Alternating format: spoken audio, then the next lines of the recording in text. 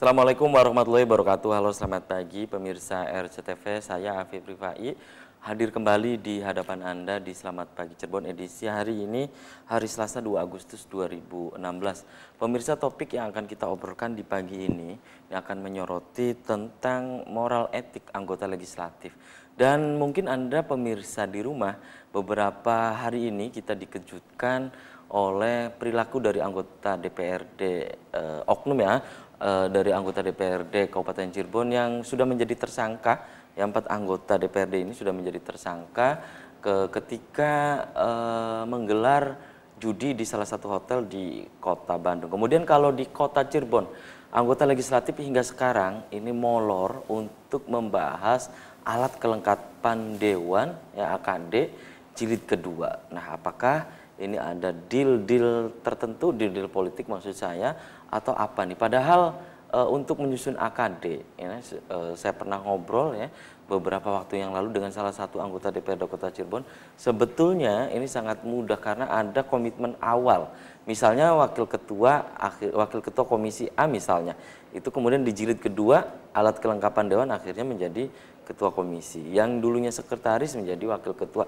Nah, hal itu sebetulnya sudah ada komitmen awal. Namun di Kota Cirebon hingga sekarang ini belum ada kata sepakat, belum ada konsensus politik gitu. Nah, nanti hal-hal sejenis itu yang akan kita bedah, akan kita bahas di pagi ini untuk mengurai lebih dalam apa yang tadi saya sampaikan. Bersama saya di pagi ini saya sudah hadirkan, dan Anda ini terutama pembaca setia Koran Radar Cirebon, tentu nama yang satu ini sudah tidak asing lagi.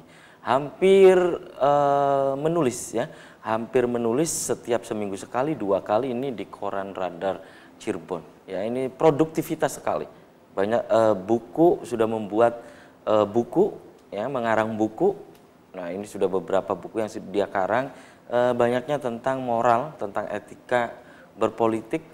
Siapa lagi kalau bukan Mas Samsudin Kadir. Saya biasa dipanggil dengan Mas Kadir. Selamat pagi Mas Kadir. Assalamualaikum. Waalaikumsalam. Apa kabarnya Mas Kadir? Alhamdulillah baik. Iya, hanya dijumpai di koran saja baca tulisan Anda ini. Siap. Iya.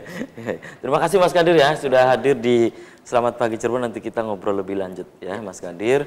Dan Anda pemirsa di rumah, di sepanjang acara ini saya mengundang Anda untuk nantinya bergabung di line telepon 0231 4821 38, atau Anda di sepanjang acara ini bisa memberikan pendapat Anda, opini Anda via pesan pendek atau SMS. Pemirsa, berikut ini ada wawara, yakni sekedar untuk mengingatkan Anda nih pemirsa di rumah. 4 anggota Dewan DPRD Kabupaten Cirebon yang tersandung kasus judi ini sudah menjadi tahanan kota. Berikut informasinya.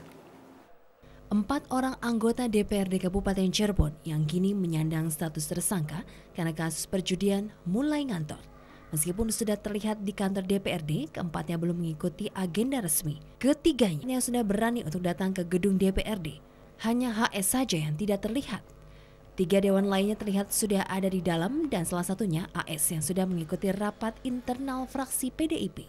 Meski demikian, ketiganya menolak untuk memberikan statement. Penasihat hukum menyebutkan keempat tersangka kini menjadi tahanan kota. Kemarin sudah mendapatkan perubahan status yang judulnya adalah pengalihan status tahanan dari tahanan Polda menjadi tahanan kota. 4 tersangka mendapatkan pengalihan status tahanan selama 20 hari terhitung tanggal 26 Juli. Masa berakhirnya status tahanan kota jatuh pada tanggal 16 Agustus. Disinggung mengenai proses hukum yang dijalani keempatnya, Dodi dengan tegas mengatakan kliennya akan mengikuti dan taat pada proses yang berlangsung. Jika memang dibutuhkan oleh Polda, keempatnya juga akan kembali menjadi tahanan Polda. Muhammad Sulaiman, RCTV, Cirebon. Ya, itu pemirsa Jadi ini melawan lupa Mas Kadir nantinya dan memang ini yang harus terus kita gulirkan. Dan Anda di rumah jangan kemana-mana, kami akan segera kembali sesaat lagi.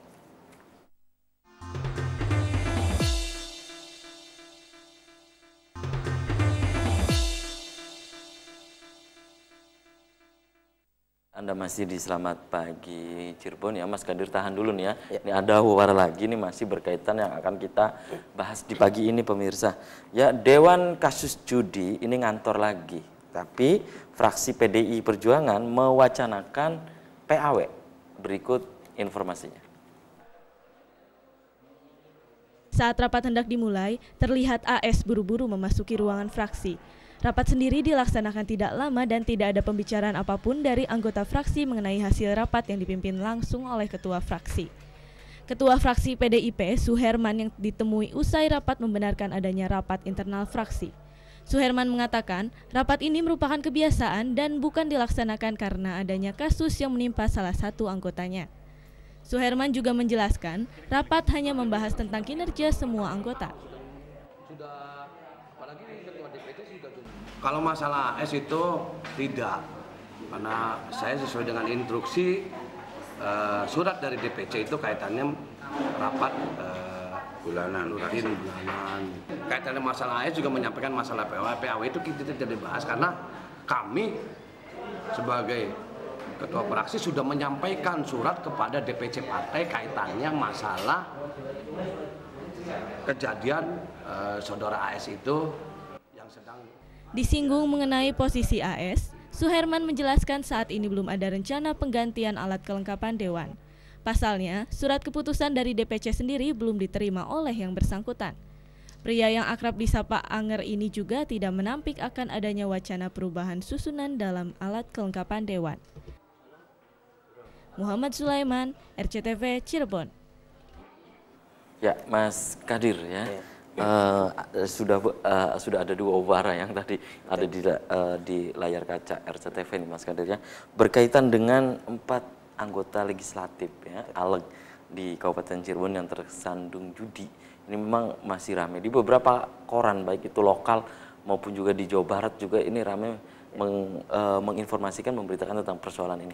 Pendapat Anda ini apa sih yang tengah terjadi gitu? Apa memang ini adalah puncak atau memang hal sedemikian hal sejenis ini hal yang biasa dilakukan gitu, kemudian ya tertangkap basahnya baru belakangan ini gitu, Mas Kadir?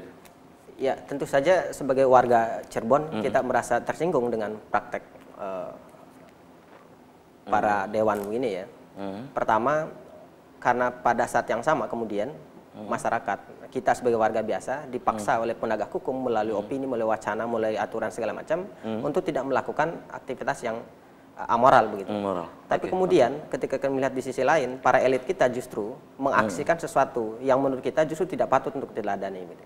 Apalagi posisi mereka bukan elit biasa, tapi elit pemimpin yang dipilih oleh ribuan orang, tentu saja sudah dipercaya, mendapatkan mandat publik. Tapi ketika kemudian prakteknya seperti itu, kita jadi jujur saja hati kita sakit begitu, terlukailah begitu. Kedua, menurut saya ini sebetulnya salah satu potret kecil dari elit politik kita. Saya tidak menuduh bahwa semua anggota dewan itu praktek seperti ini. Kita tidak menggeneralisir ya. Enggak. Kita tidak menggeneralisir. Tapi saya ingin mengatakan satu saya khawatir ini adalah suatu fenomena yang ketahuan saja. Khawatirnya di belakang itu banyak terjadi. Kalau misalnya ini hanya judi 600.000, sejuta misalnya dalam bentuk kartu remi, gimana kalau misalnya judinya proyek yang ratusan miliar dan segala macam? Ini yang lebih berbahaya. Untung yang ketahuan adalah ini. Kita khawatir kalau misalnya yang ketahuan itu semuanya dan angkanya bukan sekedar judi biasa kemarin gitu. Walaupun kita juga tidak melihat angkanya ya, tapi prakteknya. Menurut Anda ini merupakan catatan ataupun potret buram gitu dari sang wakil rakyat khususnya di wilayah Cirebon menurut Anda? Betul, sangat melukai. Tadi sebenarnya dikatakan di awal itu sangat melukai hati kita. Sekaligus untuk membuktikan bahwa memang elit kita tidak semua memang, tapi akhir-akhir ini lebih banyak untuk mengurus urusan yang sifatnya tidak penting bagi publik, tapi mengurus hal-hal yang hanya untuk memenuhi syahwat pribadinya begitu. Bayangkan saja, ini mereka ke Bandung kan bukan untuk urusan pribadi, urusan bintek, tapi urusan bintek, dan orientasinya adalah untuk pematangan kemampuan anggota dewan, kualitas anggota dewan. Lah dengan anggaran sekian itu, dengan momentum itu, justru anggota dewan justru melakukan sesuatu yang di luar nalar akal sehat kita begitu.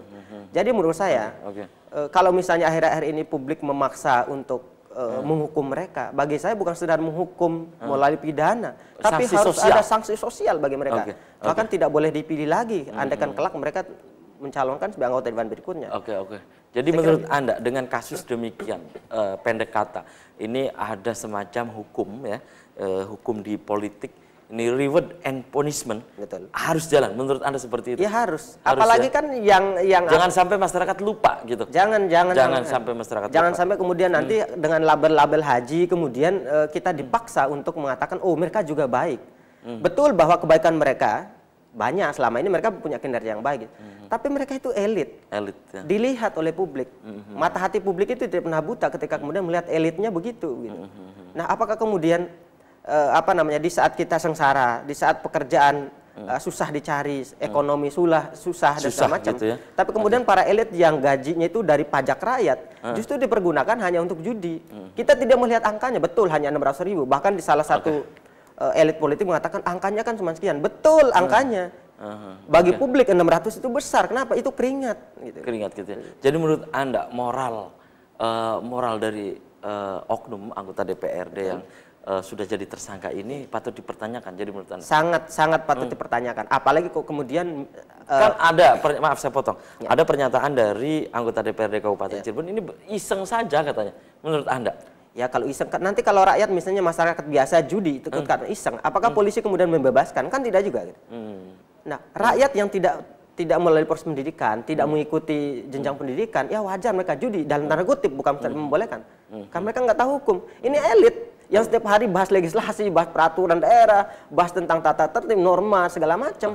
Lo melakukan itu. Mereka ini kan seperti nabi politik dalam konteks politik gitu. Dalam tanda petik nabi politik ya. Jadi kita jadi bertanya gitu, ada apa dengan semua ini gitu. Dan saya khawatir yang terjadi adalah api kecil dari api besar yang sebetulnya bisa jadi tersembunyi. Kita berharap kepolisian dalam hal ini bukan saja dalam tanda kutip mengejar aspek-aspek ini, bahkan juga kasus-kasus besar selain dari judi, bahkan mungkin ada judi proyek begitu. Oke, judi kita proyek ya. Begitu, ya. Oke, judi proyek. Tahan dulu Mas Kadir, Anda pemirsa di rumah yang ingin bergabung di Selamat Pagi Cirebon bisa Anda sampaikan di 0231482138. Anda juga bisa untuk memberikan pendapat Anda melalui pesan pendek atau SMS ya. Mas Kadir, tahan dulu, ini sudah ada pemirsa coba interaktif. Halo. Assalamualaikum. Halo. Assalamualaikum. Selamat pagi Cirebon. Selamat pagi Cirebon. Dengan siapa di mana Pak? Gus Uuk Guzaini. Oh Pak, Pak. Ning Jagapura. Jember. Iya, ning Jember. Jember, alumni PMI bos. Oh iya, ingin menyampaikan apa Pak Haji Uuk? Bangga jadi alumni PMI. Ya, silakan. Ingin menyampaikan apa Pak Haji Uuk? Terima kasih. Apa yang disampaikan oleh narasumber luar biasa. Kami menyambut gembira dengan ada statement bahwa itu sanksi moral. Kami dukung. Tetapi bukan hanya satu. Apa loh? Fashion untuk judi saja, tetapi sangat setuju. Kita koceki, kita kuliti, kita upas sesuai dengan konteks tadi statementnya, yaitu bukan judi hansi, tetapi judi proyek. Kita bongkar mafia proyek di DPRD. Kita lihat di Jagapura, Jalan Bolong, perbatasan dengan kota Cirebon dan Indramayu. Indramayu luar biasa, Cirebon hancur lebur. Ini ekses dari legislatif yang sebenarnya konsen terhadap pengawasan, tetapi ikut-ikutan proyek. Nah, ini judi proyek ini harus kita kikis habis ini. Kita adil ini. Sanksi moral juga ini. Sanksi moral. Malu. Oke, Pak Haji. Malu satu. Sebagai masyarakat, khususnya petani, saya merasa malu. Jalannya hancur lebur gara-gara ekses pembangunan akibat adanya proyek judi dan judi proyek dan judi beneran. Terima kasih. Terima kasih Pak Haji. Wassalamualaikum warahmatullahi wabarakatuh. Waalaikumsalam warahmatullahi wabarakatuh. Pak Haji Uuk begitu bersemangat di Jagapura. Ini judi proyek ya, Mas Kadir, dan ini juga sudah ada beberapa SMS yang sudah masuk nih, Mas Kadir. Nah ini, selamat pagi Cirebon. Saya bacaan dulu Mas Kadir beberapa ya. Selamat pagi Cirebon. Tidak pantas elit politik berjudi. Maka tidak heran ketika elit politik berjudi, rakyatnya pun pasang togel. Seperti itu Mas Kadir, ada lagi. Nah ini yang masuk lagi nih SMS. Selamat pagi Cirebon ya. Ini mohon untuk Polda memberikan sanksi yang tegas dan ini harus betul-betul dipantau ke elit politik ini gitu Mas Kadir. Maksudnya yang sedang kita baca ya dari beberapa hari yang lalu ini tentang di berbagai media ya tentang mereka ikuti BIMTEK dan keluar kota dan yang lain. Nah ini mungkin seperti ini SMS-nya. Oke, tahan dulu Mas Kadir, Anda di rumah jangan kemana-mana. Kami akan segera kembali, tetap di Selamat Pagi Cirebon.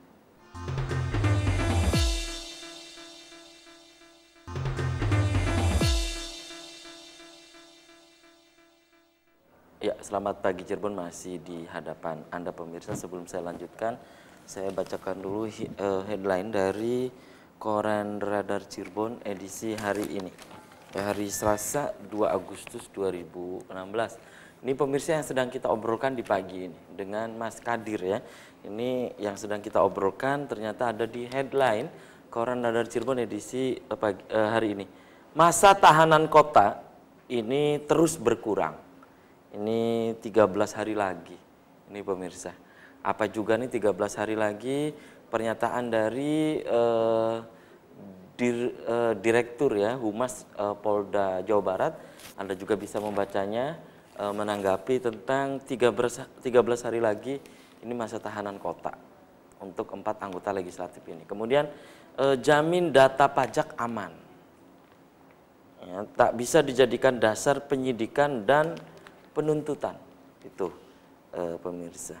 Ya, silakan Anda bisa membacanya lebih lengkapnya di headline Koran Radar Cirebon edisi hari ini ya. Kemudian dari halaman Metropolis, ini dari Kota Cirebon. Ini dari Kota Cirebon, PKL Bima inginkan keadilan. Ya, ini di sepanjang jalan, akses jalan menuju ke Stadion Bima, pemirsa, PKL ini menginginkan keadilan. Kemudian Kanta tak terlibat pengadaan ruang terbuka hijau. Pemilik lahan tetap berhak dapat ganti rugi. Ya.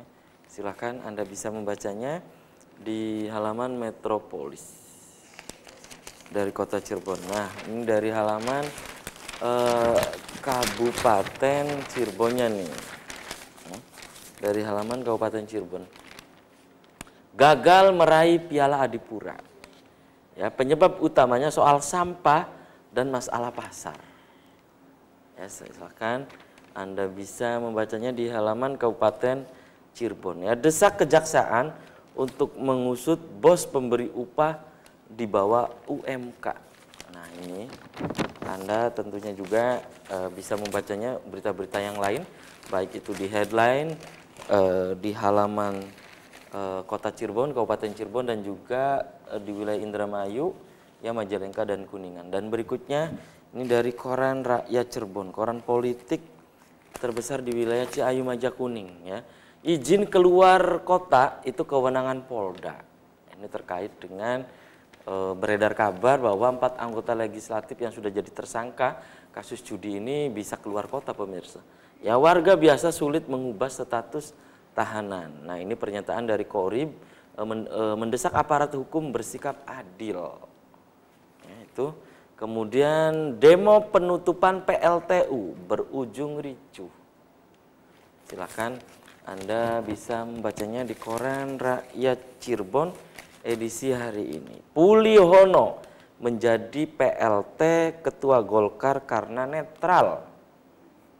Ya, itu di Koran Rakyat Cirebon edisi hari ini di headline.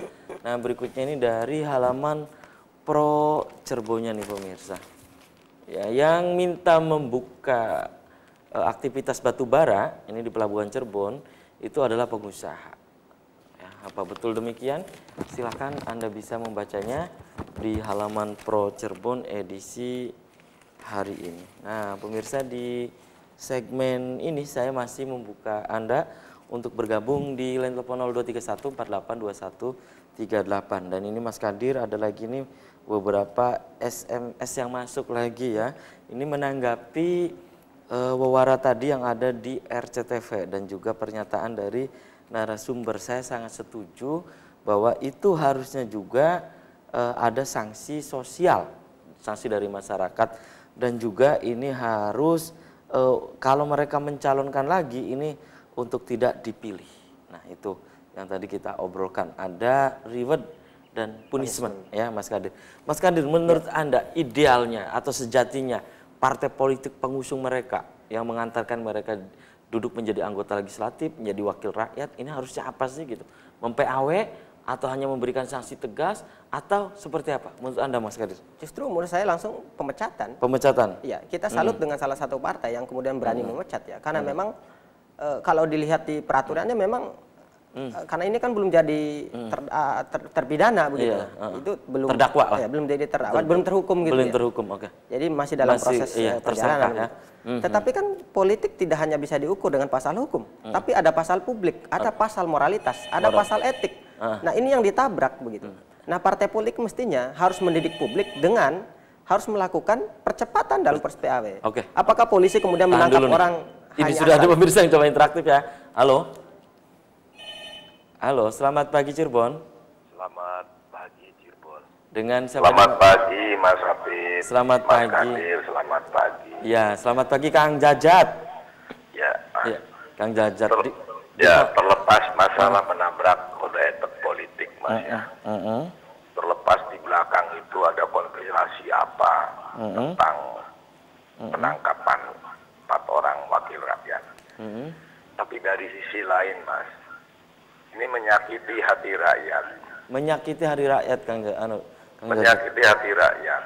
Pertama, mereka dipilih. Rakyat berharap pada mereka untuk bisa menyalurkan aspirasi rakyat.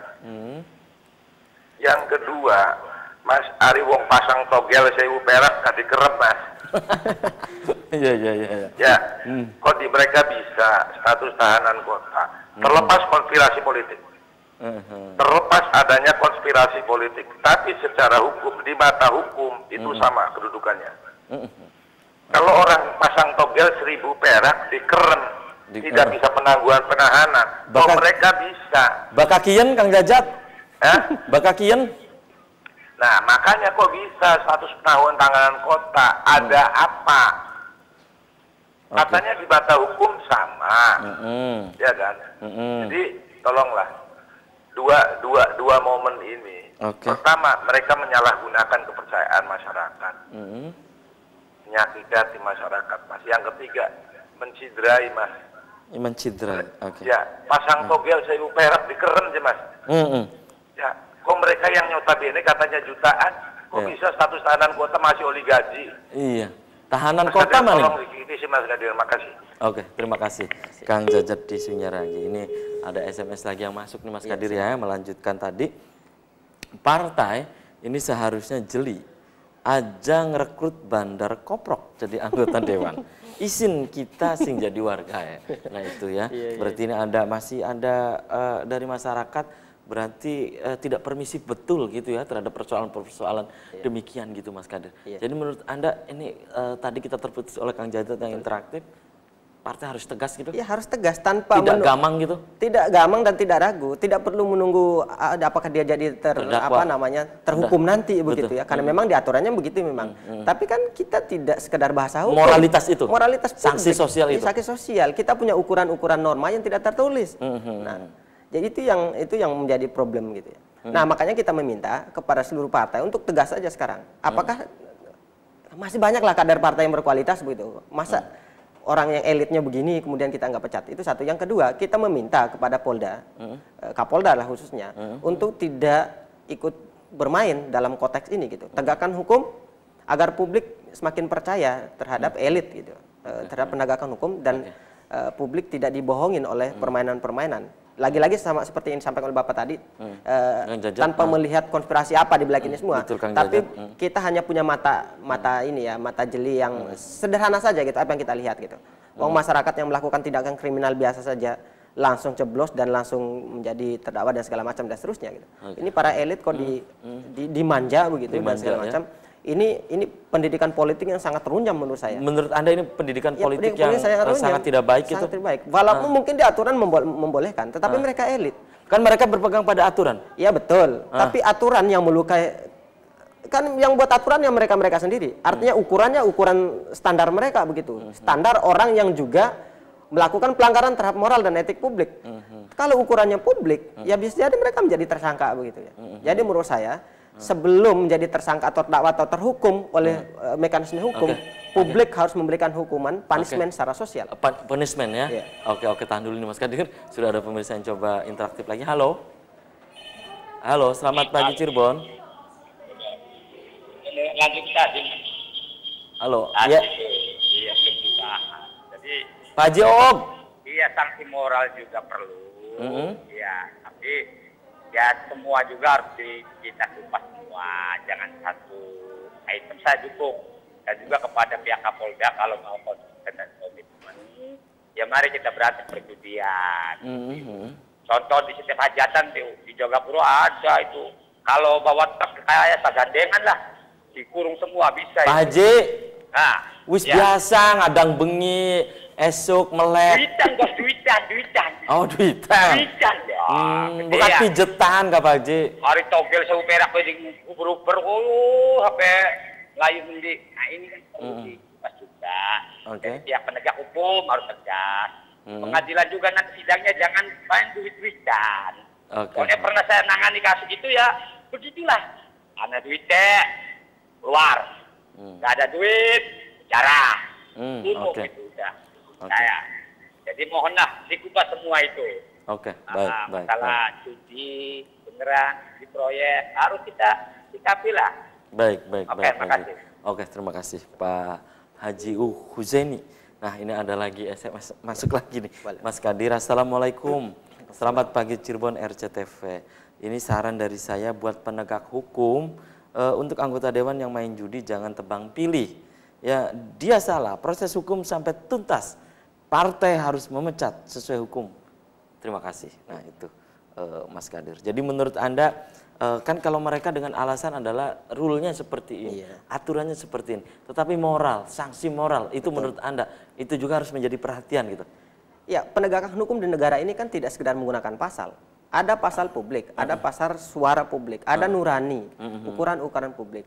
Sederhana saja. Kepantasan publik gitu ya? Iya, kepantasan. Apakah kita tega ketika kemudian masyarakat yang dari uang sendiri melakukan judi togel yang tadi misalnya hanya berapa rupiah kemudian ditahan berapa waktu dan tidak ada penangguhan. Nah problemnya sekarang mereka ditangguh dengan alasan misalnya. Dengan alasan itu kan masih banyak kerjaan, penyusunan perda dan yang lain gitu. Lah kalau banyak kerjaan ngapain judi? Kan sederhana, mestinya kan ketika mereka punya waktu yang pas, ketika acara bintek itu melakukan itu gitu. Ini kan lucu, untuk judi lancar tapi untuk kinerja tidak lancar. Ini kan bahaya ini. Oke. Mas Kadir, menurut Anda berarti ini yang harus dibudayakan adalah budaya malu positif itu? Iya betul. Budaya malu itu? Rasa malu dan tahu diri. Tahu diri itu begini, jangan nunggu publik yang minta suruh kembali pulang gitu ya, ke rumah gitu ya. Tapi betul-betul udah saya melakukan pelanggaran dan katakan, bila perlu kemarin itu konferensi pers sekarang, partai politik itu minta maaf ke rakyat, maafkan anggota kami dan anggota dewan, kan sekarang tahanan kota nih 13 hari lagi. Mestinya pekan-pekan ini sampaikan minta maaf kepada masyarakat. Kami telah melakukan tindakan amoral, mohon maaf di luar kepantasan dan segala macam. Andaikan publik menghendaki kami mundur, kami siap. Andaikan menurunkan, kami siap gitu. Tapi siap melaksanakan mengikuti penegakan hukum dan seterusnya. Kalau begitu ini baru mantap. Kalau ini kan kayak anak kecil aja gitu. Oke. Jadi perilaku dari elit politik kita gitu ya. Perilaku dari elit politik kita memang sangat memalukan. Dan tidak harusnya juga punya budaya malu positif ya. Oke, tahan dulu Mas Kadir. Anda di rumah jangan kemana-mana. Kami akan segera kembali. Obrolan akan berlanjut. Tetap di Selamat Pagi Cirebon.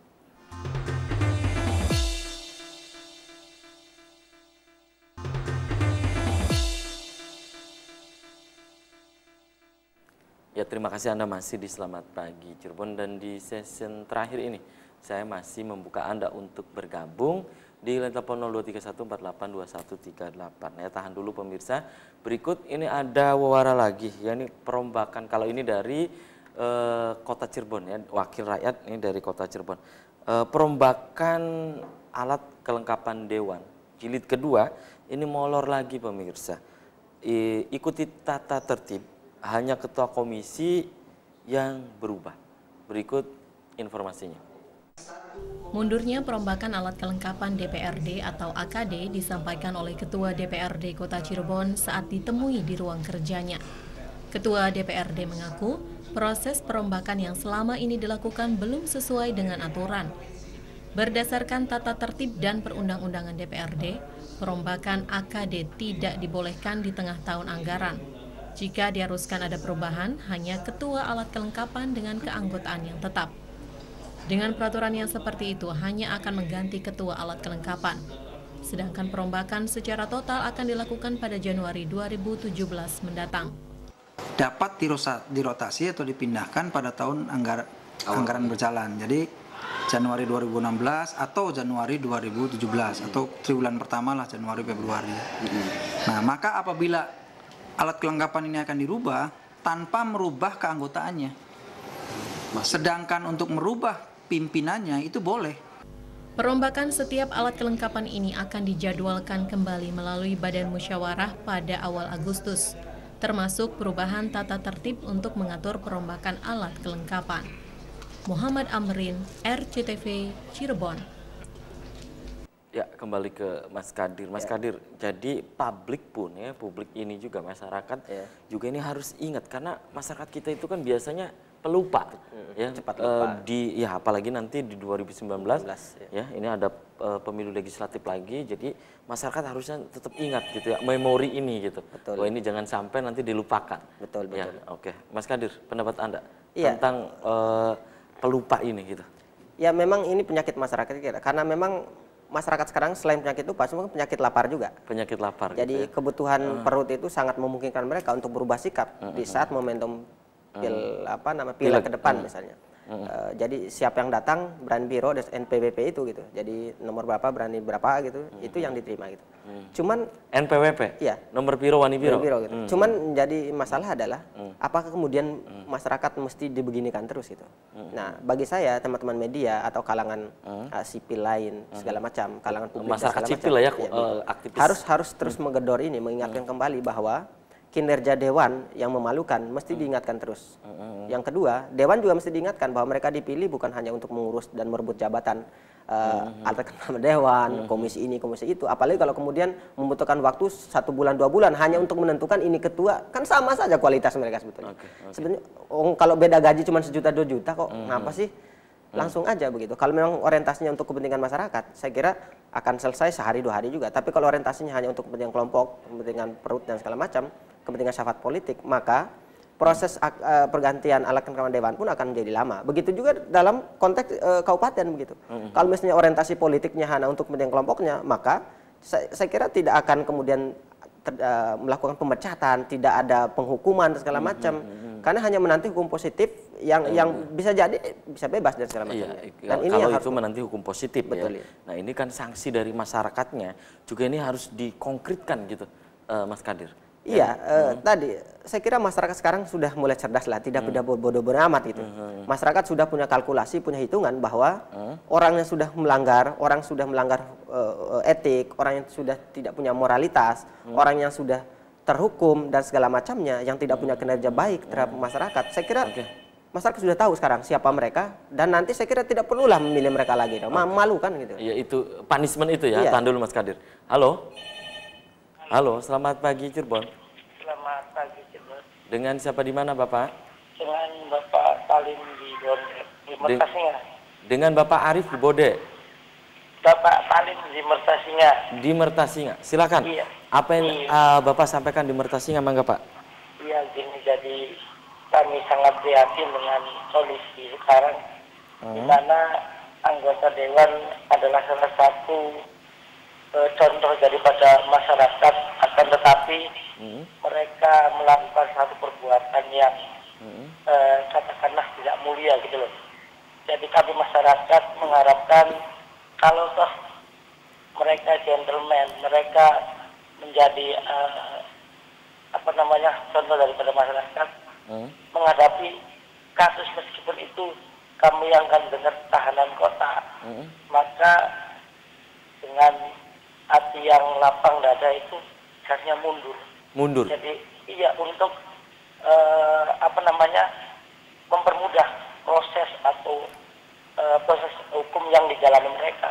Karena kita tahu, karena perbuatan tersebut salah satu adalah penyakit masyarakat, di mana penyakit ini adalah salah satu apa istilahnya ya, di masyarakat pula diberantas dengan sangat itu. Jadi kami berharap dengan legowo oknum-oknum DPR yang kena ini meminta maaf kepada masyarakat, kepada konstituennya, agar mereka mengakui dan legowo lah, karena gimana ya, menjadi seorang anggota dewan itu bukan menjadi seorang anggota dewan saja, menjadi contoh untuk masyarakat yang dipimpin. Terima kasih Bapak di Mertasinga. Oke, terima kasih Bapak tadi di Mertasinga. Mundur saja. Lagi-lagi ini budaya malu positif gitu. Misalnya ya, kayak kalau kita contoh ya, beberapa yang kita tahu di Jepang, di Cina, gitu kan, Korea, gitu kan. Kalau sudah pejabat publik yang tersangkut demikian, dengan sendirian mengumumkan ke publik mundur, gitu. Tahu diri. Tahu diri. Gitu. Kalau di kita kan nggak gitu, Mas Kadir. Iya, ya itulah ketika kemudian politik menjadi sarana mata pencarian begitu. Jadi mandat publik dalam konteks ini politik itu dijadikan untuk mengkeruk kepentingan ekonomi, bisnis segala macam gitu. Itu karena miskin gitu. Nah, makanya sekali lagi saya jujur saja, saya mendengar pernyataan dari Bapak yang terakhir barusan ya, merinding dengarnya. Saya awalnya tidak merinding. Ini menunjukkan bahwa publik sudah mendesak dengan sangat agar partai politik bersih-bersih. Satu, yang kedua harus berani bertindak secara cepat terhadap seluruh anggota dewannya begitu yang melanggar etik begitu. Dan ketiga, usulan saya, seluruh anggota dewan yang sudah menjadi tersangka begitu oleh kepolisian dengan seksama segera melakukan konferensi pers, minta maaf kepada masyarakat. Dan ini yang belum dilakukan. Bahkan melakukan pembelaan publik. Ini saya kira ini sangat berbahaya. Ini pendidikan politik yang sangat norak dan menyebalkan gitu, memalukan dan sangat tidak etis dan sangat tidak kita terima begitu. Karena mereka elit, mereka dipilih karena mereka dianggap baik, menjadi manusia terbaik di antara manusia yang baik begitu. Nah, kalau kemudian mereka melakukan hal seperti ini, kita jadi sanksi. Kalau yang kita anggap baik aja begini, jangan-jangan selama ini anggota dewan juga membiarkan perilaku amoral lain yang sudah biasa melakukan selain daripada judi. Jadi jangan sampai ini hal yang begini, hal yang dibiasakan, dianggap biasa, dianggap remeh begitu, kecil gitu. Nah, kalau misalnya publik melakukan hal yang sama, misalnya nanti di jalan, saya kira negara ini akan hancur. Cirebon ini menjadi hancur. Jadi menurut Anda ini sekelumit potret dari elit politik kita yang demikian. Jadi menurut Anda kemungkinan juga tidak menutup kemungkinan ada persoalan-persoalan yang lain yang tidak tercover, tidak terungkap gitu. Kalau dilihat dari pernyataan mereka setelah sehari setelah ditahan itu kan, oh kita cuma segini. Lah ini pernyataan sangat berbahaya. Kalau yang kecil saja dianggap biasa, lalu apalagi yang besar, yang malu mereka diketahui oleh publik begitu. Makanya oleh karena itu saya mendesak, saya pribadi bagian dari masyarakat umum gitu, sebagai publik masyarakat biasa, saya mendesak kepolisian bukan saja mengejar persatuan berjuang ini, tapi juga judi proyek dan segala macamnya begitu. Tetapi tentu secepatnya kasus yang 4 anggota dewan secepatnya bahkan diprioritaskan karena sekarang publik menanti, apalagi sekarang tahanan kota, publik nanti nanya jangan-jangan sampai berani berapa lagi begitu. Kalau ini yang terjadi, saya kira publik akan berontak dan melakukan perlawanan dan tidak percaya lagi terhadap elit politik dan penegak hukum. Jadi menurut Anda ketika nanti di 2019 beberapa tahun lagi ke depan, kemudian terpilih lagi keempat ini, misalnya nyalon lagi, menurut Anda ini patut dipertanyakan juga gitu ya? Saya kira parpolnya yang harus dipertanyakan. Ya. Berarti parpol sudah dalam melakukan rekrutmen maupun screening ya. Berarti parpol sudah tidak punya radar lagi untuk mendengar nurani publik atau suara publik begitu. Oke. Mas Kadir, partai politik jadi menurut Anda ini harus tegas gitu dan kondisi demikian? Ya harus tegas dong. Tidak gamang gitu? Tidak boleh ragu. Kalau partai politik apalagi melempar ke si A gitu. nanti keputusannya si A gitu misalnya. Nah, kalau udah begitu ngapain lagi jadi elit begitu? Elit itu kan dia pemimpin, dia harus belajar tegas. Bagaimana kalau jadi pemimpin nanti ketika kemudian dia tidak tegas? Masa hal yang kecil aja tidak berani mengatakan iya atau iya, tidak atau tidak gitu. Gimana kalau ngurus masyarakat, urusan masyarakat yang lebih besar? Jadi bagi saya seluruh parpol itu DPC atau DPD atau apa namanya lah, tegas-tegasan saja gitu. Saya kira masyarakat akan merasa senang, merasa justru ancukan jempol ke parpol ketika kemudian partai politik, elit parpol itu tegas dalam menyikapi kadernya yang menjadi karena ini terkait dengan persoalan moral. Ya, bukan sekedar moral menurut saya, tapi pendidikan politik bagi masyarakat.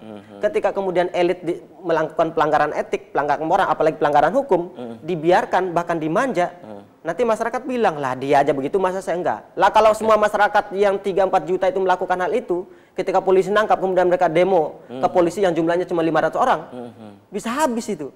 Ini kan bisa, itu kan menjadi jusprudisi nantinya. Itu saja boleh begitu, masa kita enggak? Kalau ini yang terjadi, saya kira fungsi parpol sebagai apa namanya penyatu kehendak publik itu tidak ternarasikan secara jelas. Dan memang ini juga patut dipertanyakan lagi gitu Mas Kadir ya. Fungsi partai politik dalam kondisi demikian harusnya tegas, jadi menurut Anda gitu ya? Iya, karena pendidikan politik kan, bukan sekedar penegakan hukum. Sayang sekali juga Mas Kadir, padahal banyak sekali yang ingin saya tanyakan lagi ya, untuk persoalan demikian, topik yang kita perbincangkan di pagi ini. Namun sayang sekali waktunya terbatas gitu Mas Kadir. Silakan sebelum saya closing nih ya, apa yang Anda sampaikan untuk pemirsa di rumah Mas Kadir? Ya, untuk pemirsa silakan terus mengawasi ya. Kemudian yang kedua, minta kepada kepolisian untuk tidak bermain dalam kasus ini. Kemudian yang ketiga, ini yang paling penting, pada partai politik untuk secepatnya melakukan, saya kira pemecatan itu lebih pantas. Apakah kemudian mereka nanti terbukti salah atau tidak, tapi yang jelas ini sudah bagi publik ini sudah menjadi hukuman yang patut bagi mereka gitu. Kalau tidak, ini akan menjadi bumerang bagi masa depan masyarakat dan bagi keadaban politik di wilayah 3. Ya, keadaban politik dan politik keadaban ya Mas Kadir. Oke, terima kasih nih Mas Kadir ya. Ini sudah menyempatkan hadir di Selamat Pagi Cirebon ya Mas Kadir. Dan pemirsa, mohon maaf tidak semua SMS yang masuk di pagi ini bisa saya bacakan semua. Ini banyak sekali SMS yang masuk. Bagi Anda yang sudah memberikan interaktif bergabung di Selamat Pagi Cirebon, saya juga aturkan terima kasih. Itulah Selamat Pagi Cirebon edisi pagi ini, semoga bermanfaat. Terima kasih juga atas perhatian dan kebersamaan Anda. Akhirnya saya, Afif Rifai dan kerabat kerja di pagi hari ini pamit undur diri. Selamat beraktivitas kembali pemirsa dan wassalamualaikum warahmatullahi wabarakatuh.